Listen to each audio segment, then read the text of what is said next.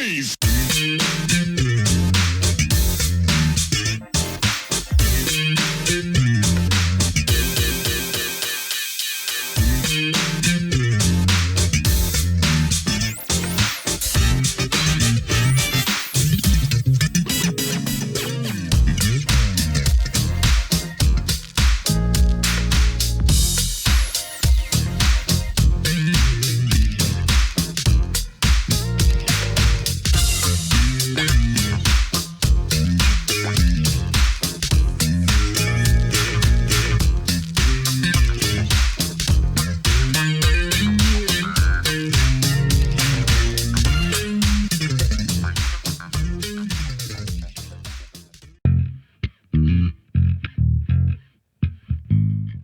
Hey, Funketeers, Bootsy here to bring the Truth and Rhythm family's attention to Funk Not Fight.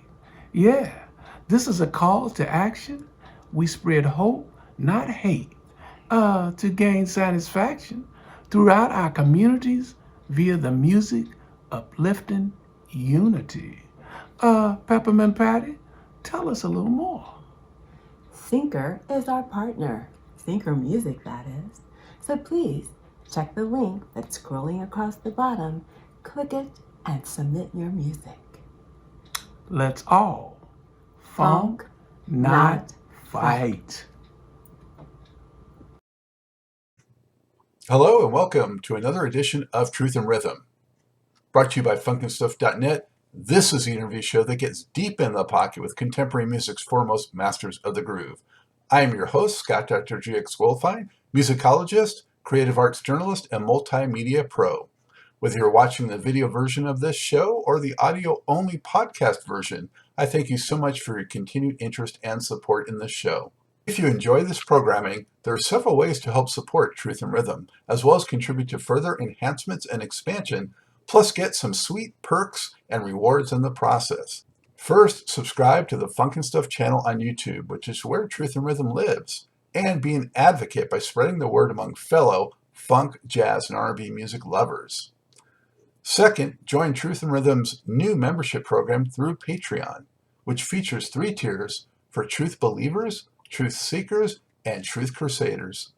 You can also submit a direct donation to the cause anytime at funkinstuff.net. At that site, which is loaded with awesome content, you can also purchase the book Everything's on the One, The First Guide of Funk. Shop for official Truth and Rhythm and Funkin' Stuff merchandise, and use the Amazon links for all of your online purchases, which allocates a percentage to this show. Sponsorship opportunities are available as well. Contact me directly at scottg@funkinstuff.net. For those of you who go the extra step in supporting the show, you have my heartfelt gratitude for allowing us to continue to shine the light on those special artists whose quest is to find truth in rhythm. I am pleased to welcome to the Truth and Rhythm Command Center multi-instrumentalist Orlando Phillips and his drumming brother Greg Phillips, founding members of Starpoint, one of the 1980s top R&B bands. Led by the lead vocals of Renee Diggs and featuring 2 more Phillips brothers, Ernesto and George, along with Kayode Adeyemo, Starpoint released 10 albums from 1980 to 1990.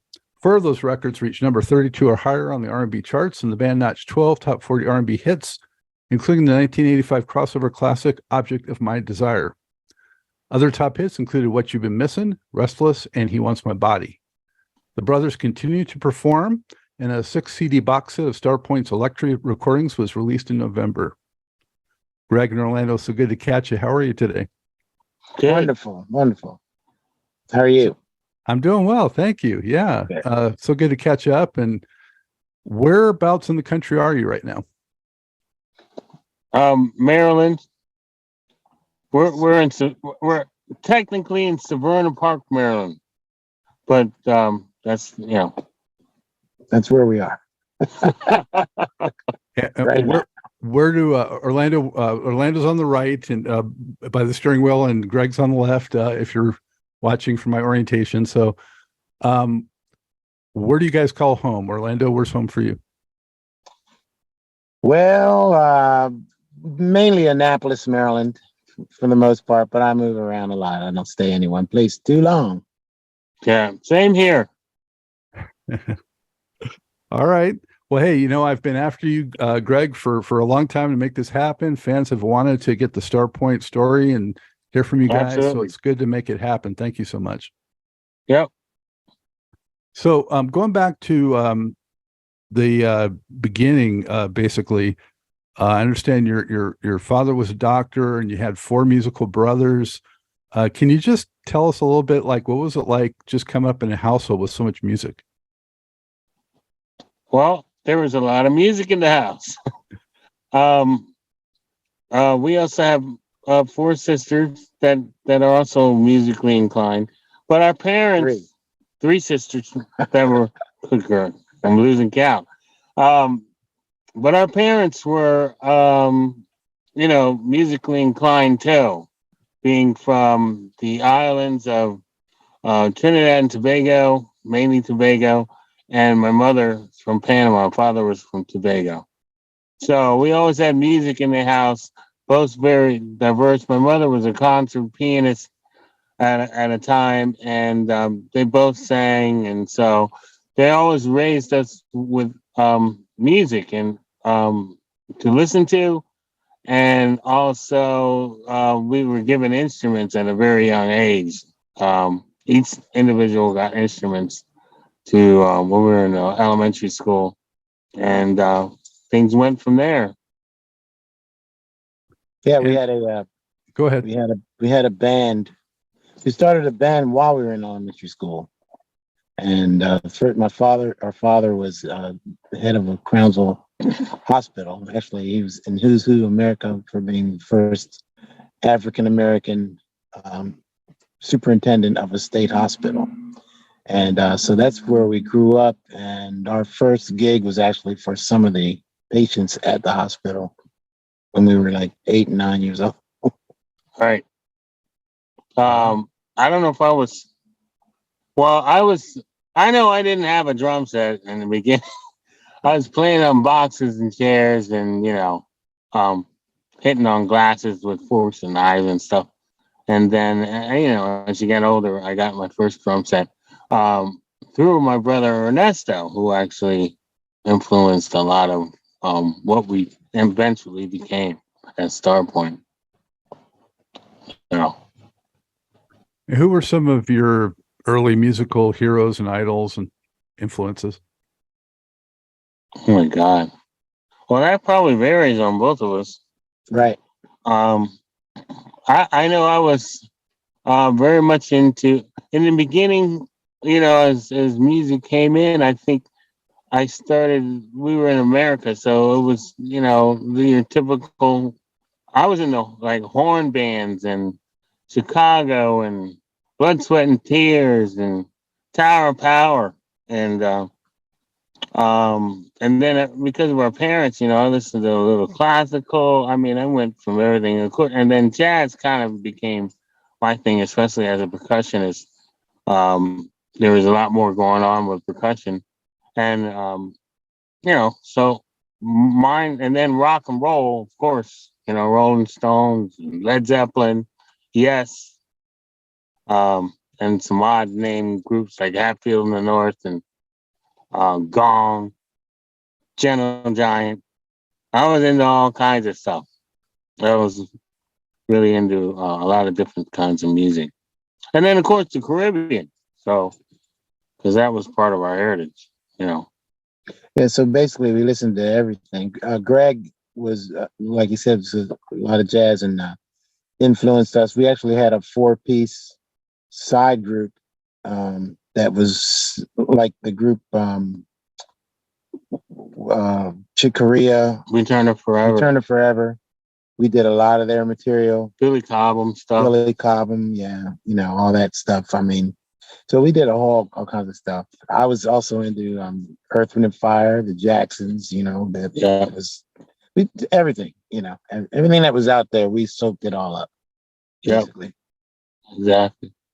Marvin Gaye. I mean, Motown, all that. Yeah. What was there any performer that you guys saw either together or independently when you were young that you just were really blown away by, and you're like, I want to do that? I think we just wanted to do all of it. We wanted to be in a situation where we could be performing and playing and enjoying music in front of people. I mean, that's a lot of seemed like to be a lot of fun. I mean, that kind of grew on us as we got older and got more seen, doing with the group and the appreciation from people. So, it's kind of a growth thing, when you're learning music and experiencing it in front of audiences.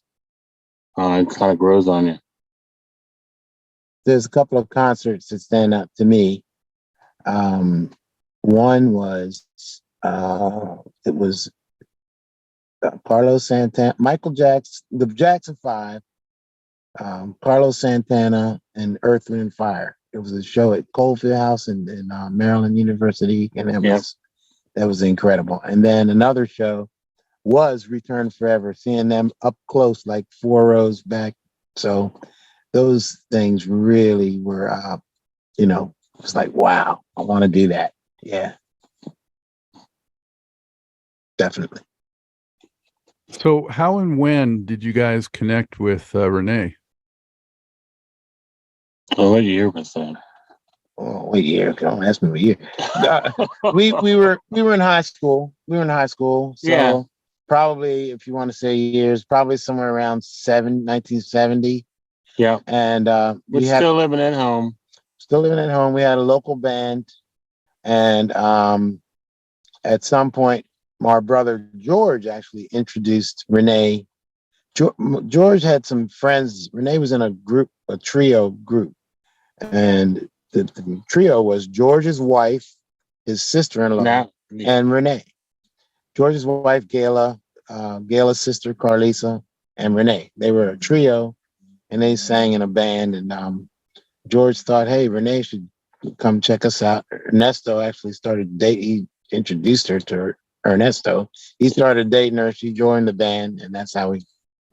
Yeah, because Ernesto at that time, Ernesto had kind of band leader position and was a big influence on the direction of the band. I mean, everybody had an influence, but he pushed it pretty hard and until the end, till the '90s, through it, Starpoint, everything. It started to diversify later, but he was the main influence as far as Starpoint goes. All the way till the last day of his life. Yeah. Yep. Did you guys know that you wanted to have a female up front doing a lot of the singing? Is that something that just developed, or you had in your heads, or what?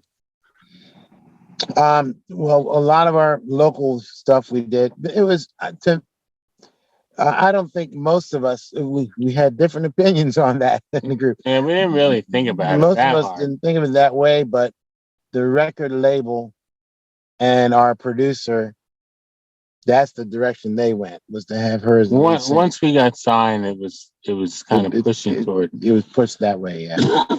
And which is kind of common in the music industry, because who was ever doing the lead vocal? Plus, she was the only female, and her voice was incredible. So, but we, Ernesto and George both sang lead as well, and they had incredible voices, but the record company wanted to focus on Renee, so that's what happened. Yeah, and she wasn't too bad to look at either. Who would you say were some of her top singing influences, if you had to name them? Oh my God, Chaka Khan for sure. Because we did a bunch of Rufus and all. We did that stuff in the band from the early days. So I would say that. I mean, that's probably the closest one, that I can think of. Definitely Chaka Khan. But she's got a much higher range. Yeah, he's got a larger range though. So I don't really know who else besides that she was. Yeah, I never really asked her about that, but then what pushed her. But it's an incredible voice. Oh, no. I remember one gig, or it was probably in the basement when we were rehearsing or something. And she hit this note, and I got, when you hit the note and you get a chill hair raising off your back, it was just like, whoa. And I'm getting a rush now. I'm thinking about it. But Goosebumps. Yeah. that it was just like, whoa. And so we were always very happy to have her playing with her and gigging and doing all that stuff. Yep.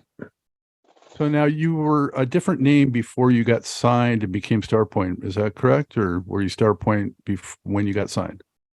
The name was created just before we got signed. Yeah. So we were pretty well rehearsed and had done a lot of gigs. And I think the inspiration is we were working to get signed. That was our goal. That was our goal. And we felt like we needed a better name than the one we had.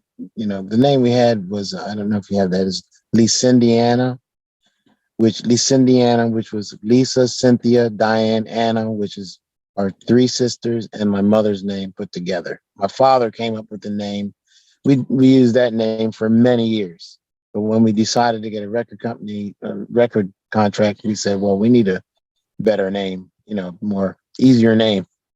Right. And that's how it became. And that story is kind of interesting because we had a friend from Guyana, another Caribbean guy, and we used to work on cars and stuff when we were younger. And I think one day we were in the garage working on something, and he was there. And in Guyana, he called a Phillips screwdriver a Starpoint screwdriver. Now that's where we got the name. Yeah. Phillips, Starpoint. Yeah, it seemed to, have some cohesiveness to what we were doing and represent what we were about and who we were. And did you ever have any confusion with some of the other, groups that had Star in the name, like Midnight Star and Atlantic Star and later Five Star and what was that show you were telling? Starfish or Star something. What was that show we did a gig Star with? Guard? Yeah. We did a tour, a short tour.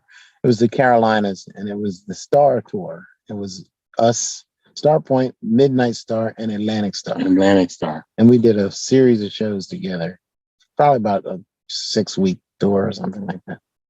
Yeah. Mostly in the Carolinas. It was fun, though. When you guys got your record deal, Chocolate City Records, which was a subsidiary of Casablanca. Polygram, yeah. Yeah.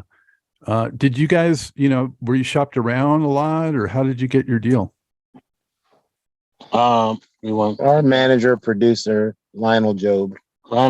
He was very connected in the whole music industry. He knew everybody.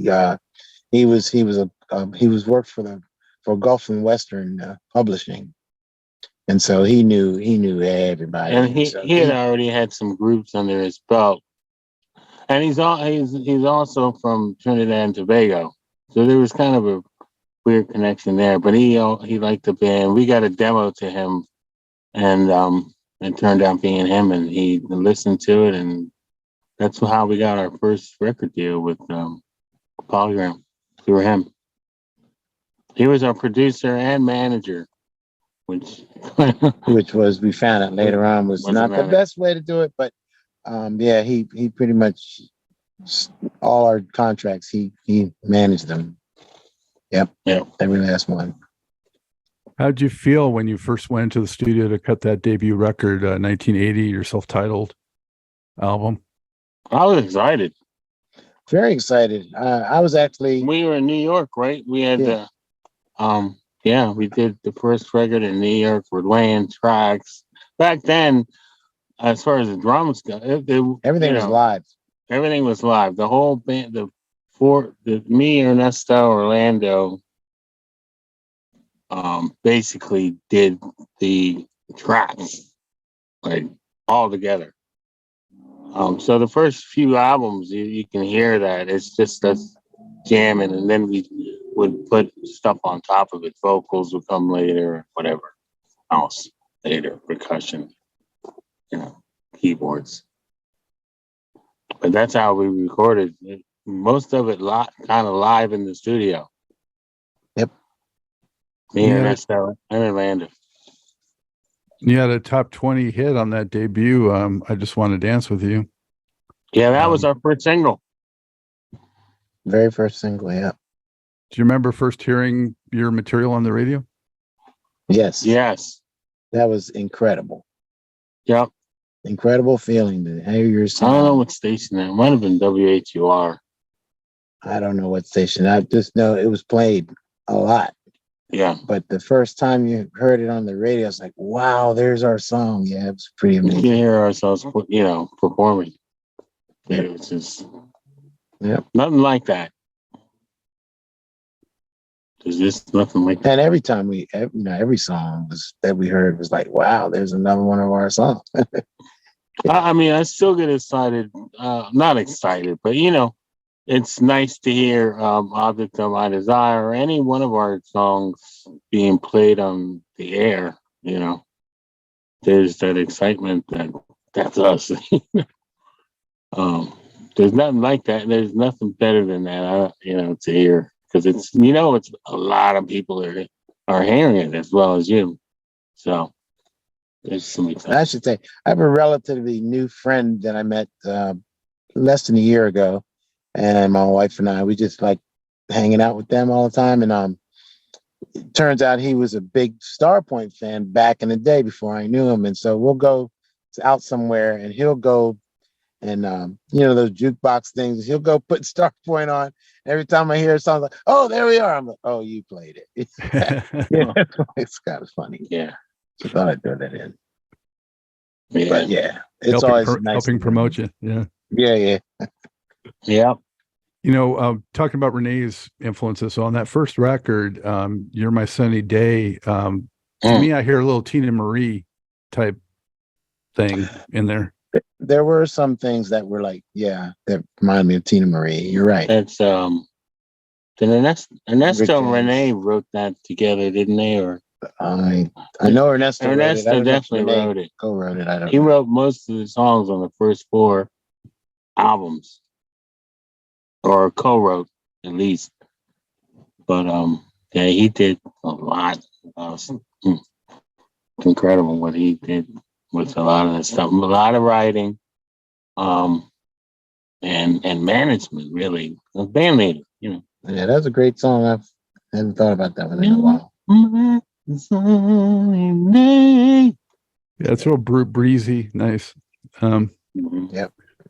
Those first few records, so like you said, playing live more, and I felt like Starpoint, at least in the Chocolate City era, was a little more funk focused than later. It was more like R&B and pop R&B elements and dance and that kind of thing. But early on, you guys had a lot of funk in your music. Yeah. Yeah, and that's very true. And the which is going over well in Europe. We were in France, and the that's what they really like. We were in Lyon, France, and we did a show there, and their favorite song was "Wanting You," which came from, I think, the 3rd album, 4th, one of those 2. Yeah, 3rd or 4th. I think it's the 4th. 3rd. Yeah. Nice. Yeah. Well, I think because you guys had 2 that came out in the same year in 1981. So yeah, you guys were really hitting it a lot. We were putting it out there. Yeah. But tracks like Shake It Out and Keep On It, I mean, those are serious funk. Oh, yeah. Orlando wrote Shake It Out. Yeah. Yep, we wrote that one. What were your what were your guys' shows like early on? Man, incredible. I mean, incredible. My first memory of our first kind of major show was at the Warner Theater And we opened, which is in DC. We opened for Larry Graham, and that was a great show. Warner Theater. I think that was our first concert as a recording band. Yep. And it was in Washington, so that was pretty exciting. Yeah, a lot of people came to that. It was a great show. I'm gonna throw this in there. Almost every show, except for the shorter ones, I did a drum solo. There was that was a highlight of the show. A highlight right before we did our hit song or hit songs. That I would do a drum solo for about, I don't know, 10 minutes. And with every show, I mean, except for when we were in. We had a short. Sometimes we had to do a short, thing. When we were doing California, we were doing in Florida. We did the Disney World and Disneyland. Land. Those were short shows. They were short shows, like half hour or something. So we didn't really have time for my drum solo. But other than that, every show I did it. So because Ernesto thought he thought a lot about my jazz playing and drumming, and so he thought that should be in the show, and he pushed that a lot. So I didn't have any problem with it, except it's kind of a focus on me, and I learned a lot from it because you have to kind of do it can't be just whatever you play, whatever. It's got to be put together, and it's got to, be attractive to the kind of audience that you're playing. So even though I liked a lot of jazz, I couldn't do it had to be something that people could grab a hold on and understand. So it wasn't too far out. So the other thing is music was big for us, not just singing. So I mean, there was a bass solo. Yeah, I had a bass guitar solo. Yeah, Ernesto, it was incredible on guitar. He could play anything. Like I said, he could play Al Di Meola, Jimi Hendrix, any famous guitar player. He could play what they play. Right. So he had you hear his solo on Object. I mean, that's an incredible solo on that record. And that's how he could play just about anything. That was probably a one-take solo too. And so music was a big part of it, not just singing, and which, record companies, they do focus on the vocalist, but live is where we got to put out what we are about. So it was definitely musicianship. To me, it was more fun than the studio recording. Yeah. So it's live. I still prefer live even today. So over recording. Yeah, that's the beauty of what they call the old school, is real playing, real instruments. What instruments did you most usually play on the live shows in the earlier years, Orlando? Well, in Starpoint, I played bass guitar and I played keyboard bass. That was it, but I also played tenor sax, but we didn't incorporate that into our shows. That really wasn't into our shows. So I was mainly drums. I think maybe in the earlier shows I might have sang background vocal. Yeah, background vocals. Greg and I both did that. But other than that, I never sang lead on anything. What was that? What was it, Ernesto, who kind of led the charge in terms of what your aesthetic would be in terms of costumes and style and presentation? Yeah, he played a part in that. We were all, I don't know how we came to an agreement. A lot of times everybody wore what they wanted to wear. There were some styles. No. Well, in the beginning, like if you see on Keep On It album, and you can see the change in wear. And if you notice, I didn't like wearing that stuff. I went along with it because it was, the group thing, and I still thought it was And everybody thought that was It the was way to mostly go. record label stuff. And labels. We had So we had stylists. costumes, you know what I mean? And Jerry curling your hair. I mean, I didn't, if you notice, I didn't do any of that. I got away with not doing that. And then I always pushed to wear, because I looked at a lot of rock bands too, and they would just kind of wear what they wanted to wear. And I just, that's what we should do. So we eventually moved kind of in that direction. But I think it came back. Then we were wearing, in 1990, we had some, well, it wasn't costume clothes. It was just, Well, there was a spandex outfit. I remember that was the 80s. a local 80s. friend in Annapolis, Maryland, actually made our outfits. Uniforms. Yep. The theme was, I don't know how we came up with a theme. We were all involved, had some input, but Right. it was a lot of influence by label and by whoever the stylist, the costume designer, whoever it was. If you notice, the album started to get more natural. You know, they were wearing like jeans, you know, stuff like that. I know I pushed a lot on that because I didn't want to wear that stuff. You can definitely see the look evolving over the album covers for sure. Yeah. Yeah. Your last record on Chocolate City, It's So Delicious.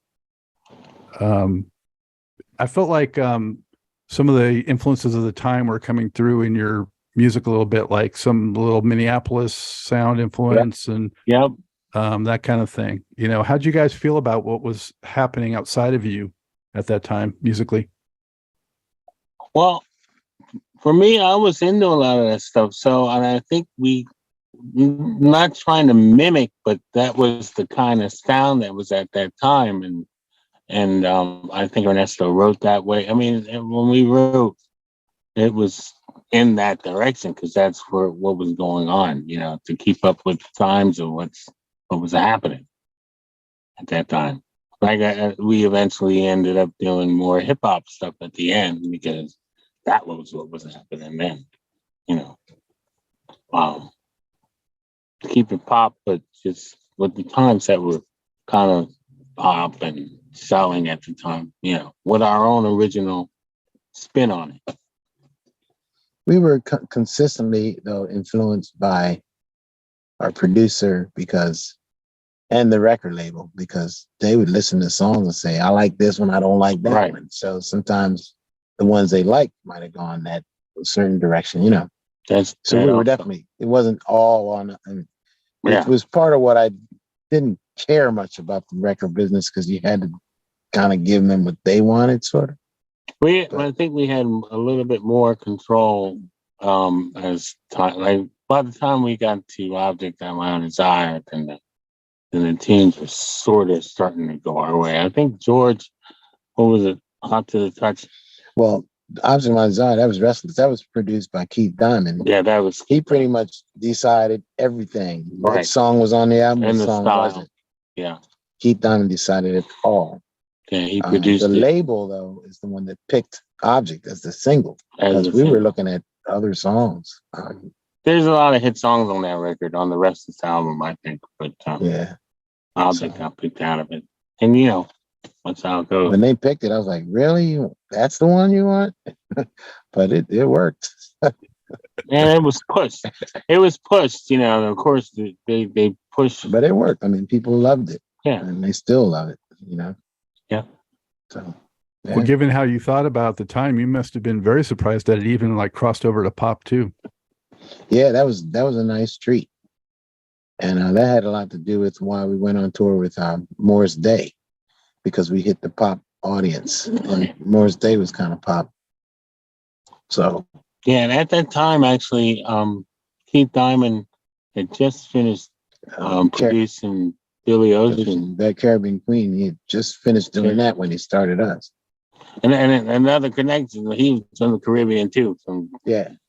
So that they were kind of like, that, I don't know, coincidence. I don't believe in coincidences, but I think that's kind of what happened. Because Lionel Joe knew, you know, Keith Diamond.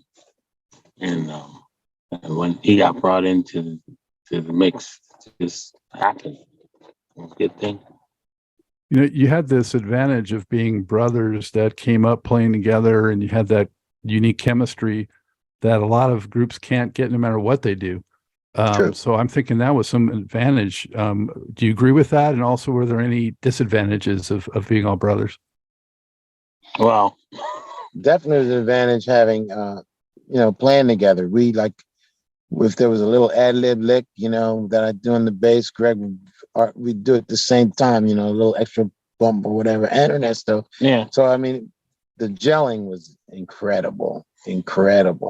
yeah, Being brothers, the willingness to accept somebody else to tell you what to do was challenging. that was tough. Because it's family, so it's brothers.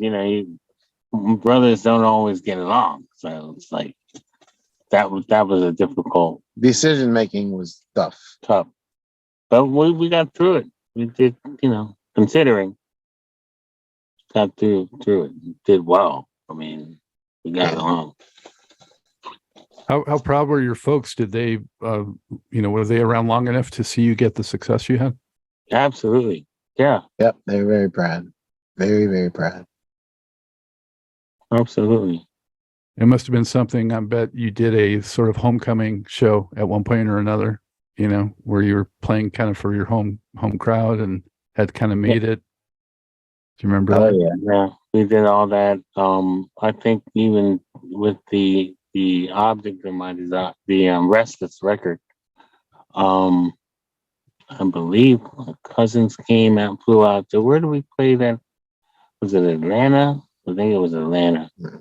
We had a show out there, and some of the family flew out to the show. So yeah, there was a lot of participation from the parents. That, I mean, they kind of put us in that situation. My father, when we started, I mean, he built a little stage for us, like in the house. We used to perform,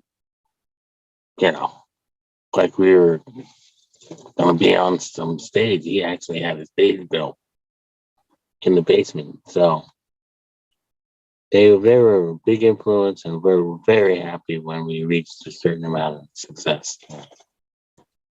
Yep. Always very supportive. When Object and Restless hit like it did, how did it change lives for you guys?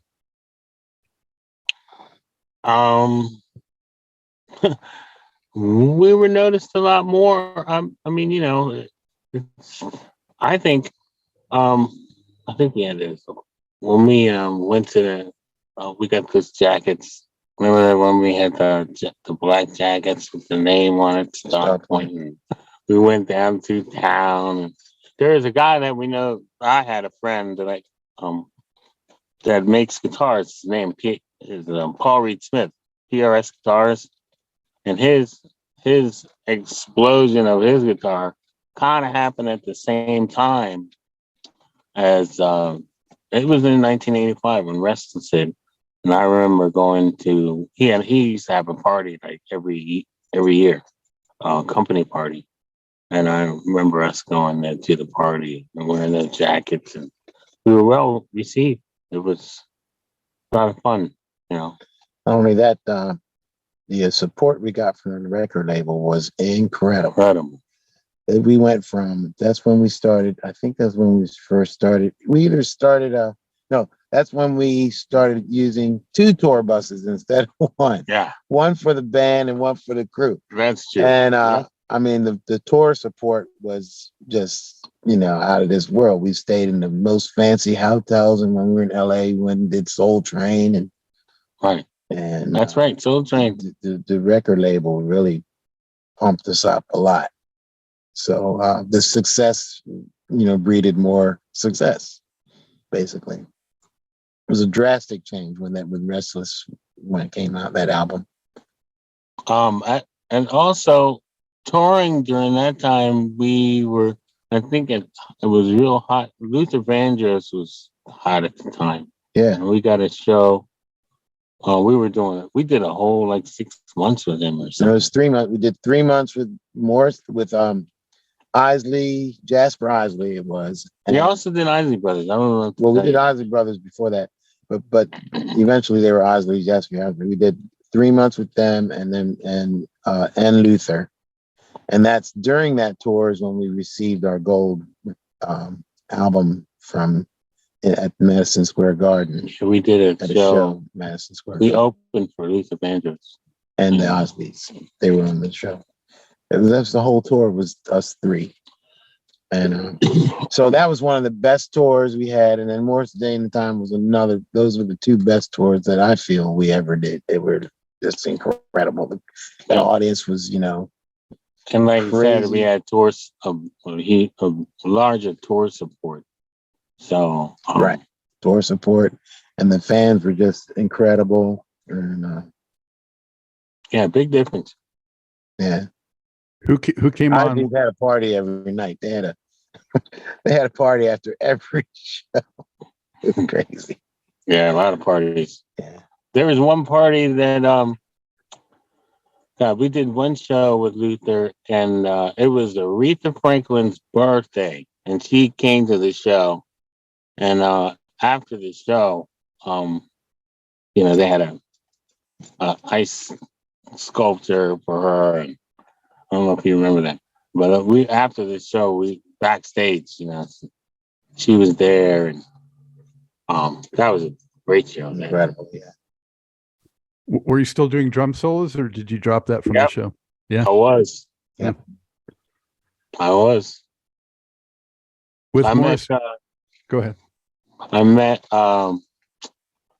We met. There was one show I was really impressed. We were in California, and